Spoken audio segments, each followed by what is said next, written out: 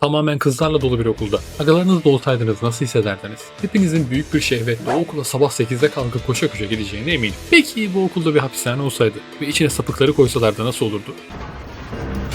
Prison School animesi işte bize bunu anlatıyor. O zaman başlayalım. Hele Ceneme'nin inanılmaz bir hikayeye sahip olmasını ve ben bitirdikten sonra vay anasını satayım ne biçim bir animeymiş dedirtmesini istemiyorum. Ama eteğim gözüktü komedisi de olmasın be amına koyayım. Bu yüzden Prison School'u çok seviyor. Anime 5 erkek öğrencinin kız yatılı okuluna kaydolmasıyla başlıyor. Kız öğrencilerin çoğu erkek öğrencilerinin sınıf arkadaşları olması fikrinden rahatsızken 1.6 öğrenci konseyi denen bir grup konuyu devralıp 5 öğrenciyi bir şekilde cezalandırmak için plan yaparlar. Erkeklere bir tuzak kuruyorlar ve çat diye yakalayıp hapishaneye şutluyorlar. Ekibimiz sırf duşun oradaki soyunma odasındaki kızları cesurca ve birazcık sapıkça gözledikleri için yeraltı öğrenci konseyi tarafından yakalandığı an okuldaki hayatları kelimenin tam anlamıyla cehenneme dönüşüyor. Bu yaptıkları tamamen akılsızca ve ana karakter kadrosunu mükemmel bir şekilde tanımlıyor. Bunu yapmanın yanlış olduğunu biliyorlar. Ama sadece cinsel fantezilerini kucaklamak istiyorlardı. Eğer bu başka bir anime olsaydı o zaman erkek başrol ya korkak ya da tamamen bir aptal olurdu. 12 bölüm boyunca hayatlarını hapishanede geçiren, ev işleri yapan ve yanlış davranışları nedeniyle yeraltı öğrenci konseyi tarafından fiziksel ve zihinsel olarak dövülen cesur agalarımızı izliyoruz. Tabii bu Prison School'un öyle yüzeysel konusu ama çok daha fazlası var.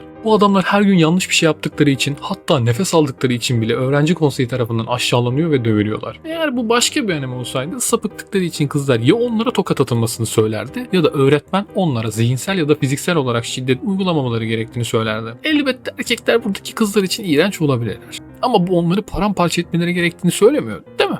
Anime toplumsal cinsiyet normlarının güçlendirilmesi konusuna değiniyor. Spoiler vermemek için bahsetmeyeceğim ama son bölümlerde tam olarak ortaya çıkıyor bu dediklerim. Cinsiyet haklarının çiğnenmemesi gerektiği ve cinsel taciz sorunlarıyla başa çıkmanın şiddetten başka yollar olduğu gibi iki anlamlı mesaj veriyor anime bizlere. Bir Edge dizisinden bir şeyler öğrendim ve bu gerçekten inanılmaz. Her izlediğim şeyden bir anlam çıkarmıyorum. Her ottan boktan şeye felsefe arayan biri de değilim. Sadece anime bunlara değiniyor.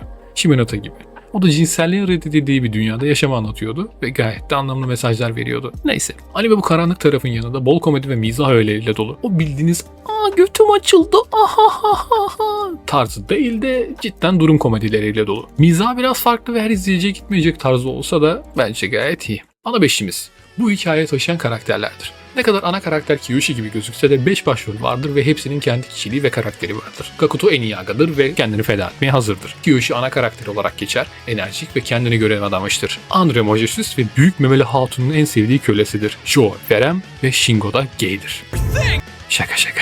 Normalde bu kadar fazla karakterin ön planda olduğu yapımlar çok iyi yönetilmezse rezalet olur. Ama bence Prison School bunu 5 başrol için çok iyi başarmış. Yani bu anlattıklarım size iyi gelmiş olsa bile Prison School mükemmel bir başyapıt değil ve kusurları çok fazla. Yeraltı öğrenci konseyi mesela. Karakter gelişimi olarak çok eksik ve sığ. Meiko karakterini çoğunlukla görüyoruz ve en çok belirgin karakter o olmasına rağmen bile o tarafta anime karakterleri çok iyi yönetememiş gibi gözüküyor. Bunun yanında övdüğüm komedisi son bölümlerde sıçıp çok iyi sıvıyor. Hala komik olan bir iki kısım oluyor ama işte ne dediğimi anladınız sizler. Karakterlerin her hareketi bir abartı hissettiriyor. En ufak şeyi bile abarta yapmaları ve onu biz izleyenlere sunmaları bazen komik olsa da gereksiz kaçtığı yerlerde yok değil. Mesela animedeki favori karakterim Gakuto'nun kankası için kendini feda ettiği sahne.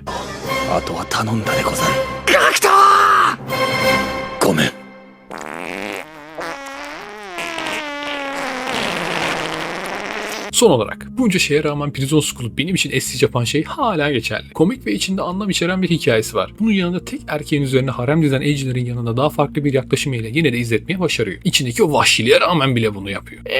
Yani çok Age'i seviyorsunuz ve biraz da farklı bir şeyler göreyim diyorsanız açıp izlenebilecek bir yapım. Onun dışındaki içindeki mizah öğeleri sizlere ağır gelebilir. İzlediğiniz için teşekkürler.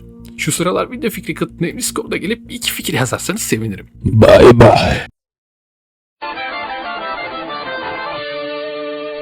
You're